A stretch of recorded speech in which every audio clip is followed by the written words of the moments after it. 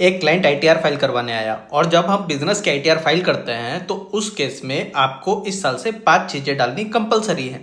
आपको salary creditor डालना है, डेटर डालना है, कैश डालना है, बैंक बैलेंस डालना है और आपका स्टॉक की पोजीशन डालनी है। 31 मार्च को जो भी आपके बैलेंसेस होंगे वो आपको डालना है। हुआ क्या कि जब मैंने उस क्लाइंट से ये सारी चीजें मांगी तो उसने बोला कि सर मेरे पास कोई हिसाब किताब नहीं है, आप उसमें जीरो डाल दीजिए। मैंने बोला यार हिसाब किताब कैसे नहीं है, आपका जो बैंक स्टेटमेंट है उसमें तो 31 मार्च का बैलेंस दिखेगा। उसने मुझे बोला कि सर कई ऐसे लोग हैं जो जीरो बैलेंस डाल के ही आईटीआर फाइल कर दे रहे हैं। मैंने बोला देखिए ऐसे आईटीआर गलत फाइल होगा और गलत आईटीआर फाइल नहीं करना चाहिए अपने को। आपका बैंक बैलेंस 31 मार्च का जो है सारे बैंक का टोटल करके वो आपके आईटीआर में जाएगा। सेकेंडरी आपके पास उस दिन कितना कैश था। अरे कोई भी आदमी बिजनेस करता है तो उसे पता रहता है कि मेरे पास आज के दिन में कितना कैश है, तो 31 मार्च को उसके पास कितना कैश था उसकी पोजीशन वहां पर उसको लिखनी रहेगी।